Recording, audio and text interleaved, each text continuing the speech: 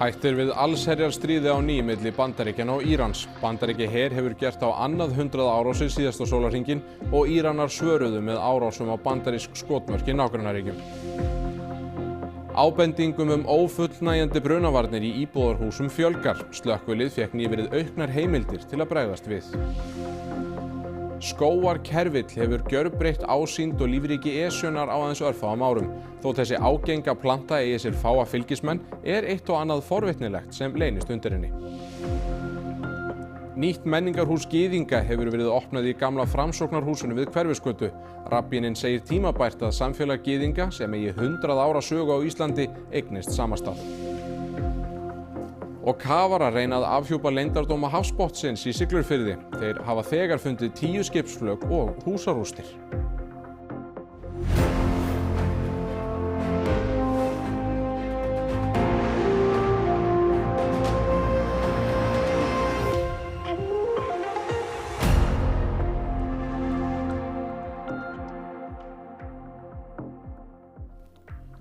Komið þið sæl. Átök Bandaríkjanna og Írans hafa stigmagnast og hættir við að allsherjarstríð hefjist að nýju. Bandaríkin hafa gert á annað 100 árásir á Íran síðasta sólarhringinn og Íranar svöruðu með árásum á bandarísk skotmörk í nágrannaríkjum. Donald Trump, Bandaríkjaforseti, segir Hormússund opið fyrir skipaumferð þrátt fyrir að írönsk stjórnvöld hafi lýst því yfir seint í gær að sundinu yrði lokað óákveðinn tíma. Ólöf Ragnarsdóttir, þetta ekki fyrsta sinn sem að síður upp úr í þessum átökum. Af hverju gerist það núna?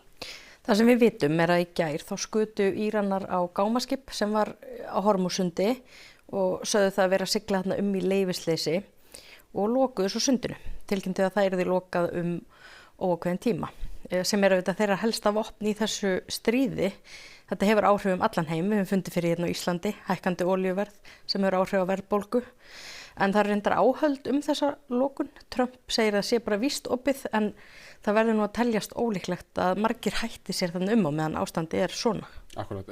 Hvaða lönd eru þetta sem að Íranar hafa svarað síðan með árásum á? Þessi ríki sem hefur ráðist á í dag, þetta eru 5 nágrannaríki. Það eru Katar, Kúveit, Barein, Óman og Jórdanía.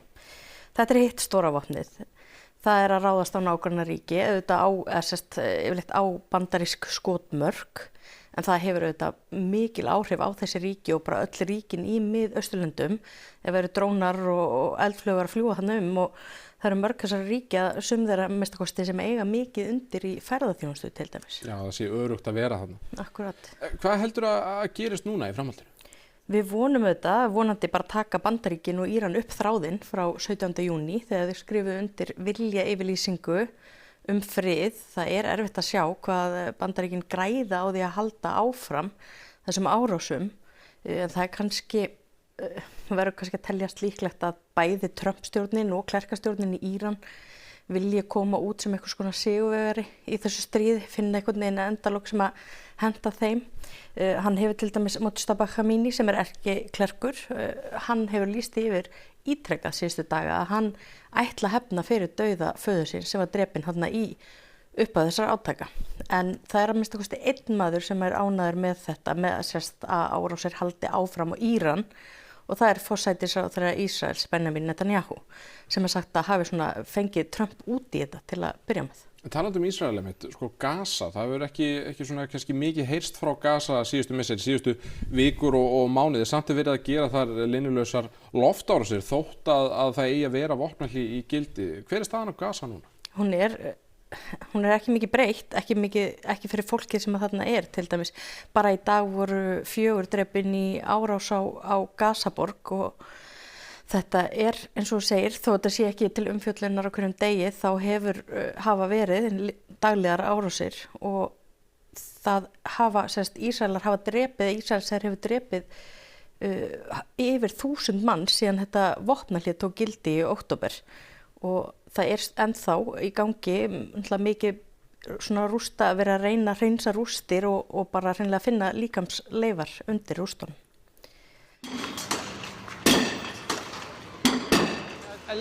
العدد المفقودين المقدر كان في هذا المبنى 44 شهيد تم انتشال منهم حتى الآن 13. Það eru meira en 2 ár frá því að Ísraelsher sprengdi þessa byggingu. انتشال في بداية الحرب بعض الجثامين منهم ابني وحماية وحماتي وتجديد الجروح برضه حيكون شيء كثير صعب يعني بتلاقي مشاعر مختلطة جدا ما بين طبعا تجديد الجروح ما بين لسه دفن ولسه مشاعر ولادك هذول.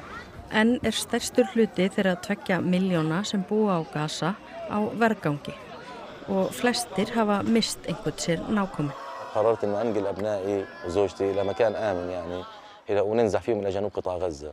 فكنت متوجه أجيب سيارة وأنقل أبنائي وزوجتي فمجرد ما رجعت وأنا راجع البيت انقصف البيت أمام عيني بدون سابق إنذار. 1,5 ári áður hafði Hussein mist móður sína og 3 bræður í loftárás. Eiginkona hans lifði af árásina á heimilið þeirra en særðist illa. مع العلم إنه أنا إنسان مدني رياضي ما لي علاقة في أي تنظيمات سياسية أو حزبية كانت وانتظرت إنه تأخذ فرصتها في أولادي كلهم استشهدوا فقدت 4 من أطفالي. Að minnstakosti 4 voru drepin í árás á Gazaborg í dag þrátt fyrir vopnahlé. Það tók gildi í október í fyrra og síðan þá hefur Ísraelsher drepið meira en 1000 manns á Gaza. Hingað heim. 3 kynferðisbrot voru tilkynnt til lögreglunar á Suðurlandi eftir nóttina sem öll tengjast bæjarhátíðinni Kótilettunni á Selfossi. Ekki fengust upplýsingar hvers eðlis tilkynningarnar voru. Einar Björnsson, skipuleggjandi hátíðarinnar, segir þetta mikil vonbrigði reynist tilkynningarnar á rökum reistar. Skipuleggjendur hafi veitt lögreglu aðgang að myndefni úr öryggismyndavélum hátíðarinnar sem séu 45 talsins. Þá var 1 kynferðisbrot tilkynnt til lögreglunar á Norðurlandi vestra eftir föstudagskvöldið á landsmóti hestamanna á Hólum í Hjaltadal. Yfir í annað, ábendingum til slökkviliðsins íbúðarhúsnæði þar sem brunavörnum ábótavant hefur fjölgað. Slökkviliðið hvetur almenning til að halda áfram að vekja athygli á hættulegu íbúðarhúsnæði. Slökkvilið höfuðborgarsvæðisins hefur undanfarið kynnt nýtt verklag varðandi hættulegt íbúðarhúsnæði. Því var veittur aðgangur að íbúðarhúsnæði í fyrsta skipti með dómsúrskurði vorið 2025. Og við höfum sem sagt þá núna skýrari heimildir til þess að skoða íbúðarhúsnæði ef það rökstuddur grunur að öryggi fólks sé ekki tryggt. Slökkvilið hefur haft heimild til að athuga brunavarnir í atvinnuhúsnæðum án dómsúrskurðar. Fyrir úrskurðin hafði slökkvilið litla getu til þess að bregðast við ábendingum íbúðarhúsnæði. Athuganir snúa helst að leiguhúsnæði. Við erum ekki að fara í íbúðarhúsnæði þar sem þú býrð með þínu fólki og hvernig þú hefur það heima hjá þér, en þegar þú ert farin að leigja fólki, þú ert farin að bera ábyrgð á öðrum, þú ert farin að fá tekjur, þá átt þú samkvæmt öllum lögum og reglum að tryggja að brunavarnir séu í lagi hjá þeim sem þú leigir. Slíkum ábendingum hefur fjölgað undanfarið. Það koma fréttir bruna, það koma fréttir að við höfum auknar heimildir til að skoða íbúðarhúsnæði, að við það þá koma fleiri ábendingar og þær voru eitthvað 25-30 í fyrra sem við unnum áfram með og þær eru þegar komnar upp í þá tölu á þessu ári. Birgir segir að brunin á Bræðraborgarstíg 2020 þar sem 3 létust sé meðal þess sem olli viðhorfsbreytingum. Húsnæðið var skráð sem íbúðarhúsnæði en brunavarnir voru í ólestri. Fyrir lagabreytinguna hafði slökkvilið litla möguleika á að bregðast við ábendingum það. Slökkviliðið hefur meðal annars heimild til þess að fara fram á að lagfæringar séu gerðar á húsnæði ef leyfi fyrir lagfæringum. Það getur einnig bannað notkun á hluta hússins og að fólk verði að hætta búsetu. Hort til nokkurra þátta við mat á því hvort íbúðarhúsnæði sé hættulegt eða ekki. Í fyrsta lagi og það sem kannski svona alvarlegast þegar verið að taka hluta hús eða herbergi eða rými sem bara á engan veginn voru ætluð til búsetu. Tökum bara geymslugangi í fjölbýlishúsi. Þar sem þú ferð inn á ganginn, þetta mjór gangur, þetta eru þunnar hurðir, bara engar brunavarnir á milli geymslana og svo allt í einu komin búseta í geymsluna. Gluggar eru oft litlir, bara gluggarönd einhver og jafnvel ekki opnanleg. Þetta náttúrulega bara óásættanlegt að fólk skal búa við þær aðstæður. Skógarkerfillinn komin til að vera. Þótt þessi planta sé kannski engin auðfúsur gestur meðal borgarbúa, veldur hún þó ekki ama hjá skógræktarfólki í Esjunni, því eitt og annað forvitnilegt leynist undir kerfilsbreiðunni. Skógarkerfillinn dreifir sér hratt landið og hafa sveitarfélög gripið til ýmissa aðgerða til að sporna við útbreiðslu hans. Það hægara sagt en gert, enda harðger og ágeng planta sem á það til að taka yfir annan gróður. Hún sómir sér vel innan annan gróður, til að mynda lúpínu sem klýfur þjóðina í 2 fylkingar, ekkert síður en Evrópusambandsaðild. Í Reykjavík hefur verið lagt til atlögu við kerfilinn. Við höfum svona slegið á völdum stöðum, einbytt okkur á friðlýstu svæðunum í borginni, en skógarkerfill komið til að vera og við munum ekki ná að ráða niðurlögum hans. Engin algild lausn til að losna við kerfilinn, sem jafnvel farin að skjóta rótum í Engey. Það sem nú mælt með að slá hann oft á sumri, helst svona 3 og síðan fylgja því eftir að hann ná ekki að mynda fræ, en hann með mjög öflugt rótakerfi sem getur verið svolítið erfitt að ráða við. Þá hefur komið til tals að beita sauðfé eða geitum sem sólgnar í skógarkerfilinn. Fyrir 7 árum gripu Bolvíkingar til þess ráðs að beita grísum á kerfilinn. Tilraunaverkefnið fór vel af stað og tóku grísirnir vel til mata síns. Bæjarbúar tóku ástfóstri við grísina, kannski of, því þeir áttu það til að gauka snúðum og öðru góðgæti að þeim, þannig að þegar átt að fara að vinna á plöntunni var matarlistinn engin. Ekki fylgir sögunni hvað varð grísina. Esjan líklega augljósasta dæmið útbreiðslu skógarkerfils, eins og sést á þessum myndum sem teknar eru með 14 ára millibili. Þar sem áður var auðn breyttist í bláa lúpínubreiðu, en nú hvíti litur skógarkerfilsins orðinn alls ráðandi. Þótt plantan sé alls ekki velkomin innan borgarmarkanna, gildi það ekki Esjuna, því undir yfirborðinu leynist ýmislegt forvitnilegt. Þetta eru bara jarðarberjablóm hérna út allt. Þið sjáu bara þekjurnar hérna undir hérna öllu og þetta líka bara meira og minna upp undir öllum kjarlinum hérna. Og svo þetta hindber sem að vaksa hérna og það enginn sem að gróðursetti þetta. Þetta kemur bara vilt með fuglunum. Þegar Skógræktarfélag Reykjavíkur tók við jörðunum aldamótin voru Esjuhlíðar lítið annað en illa rofnir melar. Svo kom lúpínan og síðar kerfillinn sem hefur gjörbreytt lífríkinu. Þetta notað í krabbameinslyf, það hægt að borða hérna nánast alla hluta plöntunar. Við höfum ekki mikið áhyggjur af gróðri en við höfum áhyggjur af gróðurleysi frekar.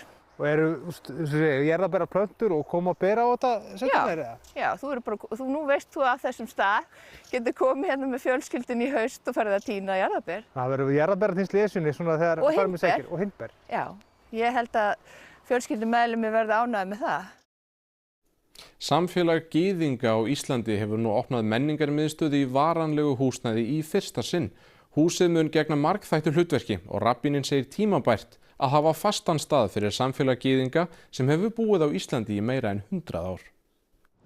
Ný menningarmiðstöð gyðinga hefur verið opnuð í gamla Framsóknarhúsinu við Hverfisgötu 33 í Reykjavík. Fram að þessu hafa gyðingar ekki haft fasta aðstöðu á Íslandi. So this is a Jewish culture house and our vision for this house is that it should be a multi-purpose house where we can do any kind of Jewish celebration and to celebrate Jewish culture and Jewish food and Jewish holidays and a place where people could experience all of that, a place where people could learn about, Jewish values, Jewish history. Húsið var keypt sumarið 2024 af félaginu LG50 sem í eigu Feldmanns. Það var byggt árið 1965 og hýsti Framsóknarflokkinn árum saman. Mikil vinna var lögð í að gera húsið upp, innblásið af íslenskri hönnun og þann 7. júlí opnaði samfélag gyðinga það við formlega athöfn. You see the Icelandic stone and the timber, you feel the nature, and it's really a very, I would say, elegant and Icelandic experience. So that way the Jewish Center feels like the Icelandic Jewish Center. Feldmann segir nokkur hundru manns tilheyra samfélagi gyðinga á Íslandi. Hann segir húsið öryggisvaktað en að öll séu velkomin að koma í heimsókn og kynnast menningu gyðinga á Íslandi. It's important then the privacy and safety. So we have certain things, maybe a little bit more than a regular house, to make sure we know who's coming in. Everyone is invited. It just needs to be, there'll be some way to get a ticket and to have an appointment. So it's going to be in an organized way, but everyone will have the opportunity to come and experience the house. Húsið rúmlega 1000 fermetrar og kaupverðið var 325 milljónir. Feldmann segir það fjármagnað með einkaframlögum. So it's privately funded donations from private people and many local people and also people who visited and got excited about this project and creating a Jewish culture house in Iceland. Yfir í annað, kafarar rannsaka þessar myndin hafsbotnin í Siglufirði til að finna og skrásetja skipsflök. Leiðangurinn hefur leitt ýmislegt í ljós. Leitin samstarf rannsóknarseturs Háskóla Íslands á Vestfjörðum, Síldarminjasafnsins á Siglufirði og Erlends Guðmundssonar kafara. Verkefni snýst svona í grófum dráttum að kortleggja allan fjörðinn, kortleggja Siglufjörð og reyna að fá svona yfirlit yfir þær minjar sem liggja hér á hafsbotninum. Það voru þannig bæði skipsflug og annað sem tengist sögu Siglufjörður. Nú erum við að skanna botnin og skrásetja flök sem eru hérna og fleirin hafa fundist, þannig að þetta spennandi. Já, við erum búin að finna trúlega eitt nýtt í viðbót. Erlendur var búinn að finna 9 skipsflök á botni Siglufjarðar og það 10. fannst í vikunni. Þá hefur fundist brak úr byggingum sem talið að stórt snjóflóð hafi sópað á haf út árið 1919. 8 fórust í snjóflóðunum og stærsta fiskmjölsverksmiðja landsins eyðilagðist. Miklar fornleifar finnast í og við Siglufjörð sem var eitt stærsti kaupstaður landsins á síldarárunum og þar var mikið líf. Og hvernig varðveitast skipsflök svona hafsbotni eftir svona mörg ár? Það náttúrulega bara missið. Það fer alltaf aðalega eftir í hvað þau lenda. Skipsflök sem lenda náttúrulega byrjum áttir í strönd, þau náttúrulega splundrast fljótlega og hverfa, en skip sem lenda djúpt þau varðveitast vel, þannig að þau varðveitast og menn elsta skipsflak sem hefur rannsakað á Íslandi frá 17. öld, þannig að sem Erlendur Guðmundsson fann á sínu tíma. Þetta bara, hvað var að segja, spennandi að finna eitthvað nýtt og lífið í sjónum og þetta aldrei eins. Mjög fjölbreytilegt. Verkefnið að skrásetja þessi flök sem þið fundið. Hver svona endapunkturinn? Einhvern tíma búið að kanna þetta að það með til hlítar að þú stoppar bara? Nei, það held ég ekki. Það held ég ekki. Þannig að þetta endalaust verkefni? Já. Alltaf, já. Og nóg að taka. Gullregn hafa sjaldan eða aldrei verið eins falleg víða á Suðurlandi eins og í sumar. Eitt af trjánum á Selfossi við þjóðveg nr. 1 og það mjög vinsælt enda stórglæsilegt. Já, gullregni og Sólveig Ósk hárgreiðslumeistar og Gísla Þór manni hennar glæsilegt í alla staði og hefur aldrei blómstrað eins mikið og í sumar. Og þetta gullregn hérna við Austurveginn á Selfossi, vá hvað það er fallegt. Þetta bara tré sem við settum niður kringu 2006 og það hefur bara aldrei verið svona fallegt eins og núna. Algjört augna konfekt. Hefur aldrei blómstrað svona mikið eins og núna? Ekki svona, en það hefur einu sinni verið alveg svakalega fallegt. Þetta er bara rosalega gaman þegar þetta er svona fallegt. Sólveig segir gullregni vekja mikla athygli enda sé það mikið myndað enda búa þau Gísli Þór við aðalgötuna sem Austurvegur í gegnum bæinn. Já, það er rosa mikið gullregn núna blómstrandi. Já, það er ekstra fallið í ár. Ég veit ekki af hverju það er. Allur rakinn og hrygningin? Ég hugsa, einhver sagði mér að vera því að vorið var svo gott í fyrra. En ég veit ekki hvort það er rétt. Það má víða sjá mjög falleg gullregn á Selfossi eins og þetta við Laxabakka, ungt og falleg tré sem blómstra svona fallega og svo þetta gullregn við götuna Sigtún sem líka mjög fallegt. En ekki blómin eitruð á gullregninu? Ekki á þessu, ekki eins eitruð eins og á fjallagullregni. Þetta er garðagullregn. Það er öðruvísi. Mega bara allir koma og kíkja á gullregnið ykkar? Já. Það er alveg velkomið, ef bara spyrum leyfi. Þú ert með græna fingur? Já, þeir eru allavega ekki drósagrænir. En hárgreiðslufingur? Já, ég hef gaman að þessu. Það er það sem skiptir máli. Það var veðurspáin. Suðvestan 8–15 metrar á sekúndu á morgun en hægari seinnipartinn. Rigning eða súld í flestum landslutum, einkum sunnan og vestan til. Hiti á bilinu 10–22 stig, hlýjast austast á landinu. Nánar það eftir íþróttafréttir. Kvennalið Aþenu í körfubolta hyggist ætla að afþakka sæti sitt í bónusdeildinni. Þjálfari liðsins gagnrýnir borgaryfirvöld. Bikarkeppni Frjálsíþróttasambandsins lauk í dag. Meðal keppanda voru nokkur sem á leið á EM í Birmingham í ágúst.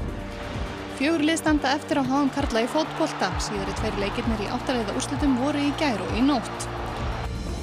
Loks lítum við á Evian risamótið í golfi þar sem met voru slegin og í Garðabæ þar sem rúgbímót var í gær. Íþróttir hér eftir fréttir. Rifjum upp helstu fréttir.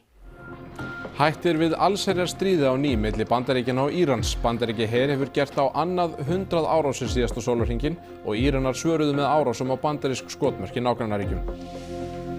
Ábendingum ófullnægjandi brunavarnir í íbúðarhúsum fjölgar. Slökkvilið fékk nýverið auknar heimildir til að bregðast við. Skógarkerfill hefur gjörbreytt ásýnd og lífríki Esjunnar á aðeins örfáum árum. Þótt þessi ágenga planta eigi sér fáa fylgismenn er eitt og annað forvitnilegt sem leynist undir henni. Og nýtt menningarhús Gyðinga hefur verið opnað í gamla Framsóknarhúsinu við Hverfisgötu. Rabbíninn segir tímabært að samfélag Gyðinga sem eigi 100 ára sögu á Íslandi eignist samastað. Og þá er komið að lokum hjá okkur. Fréttir verða næst lesnar í útvarpi klukkan 10 í kvöld. En við kveðjum að þessu sinni með myndum frá glæsilegri sýningu Sirkus Íslands sem Bragi Valgeirsson myndatökumaður tók fyrir í dag. Takk fyrir samfylgdina helgina. Verið sæl.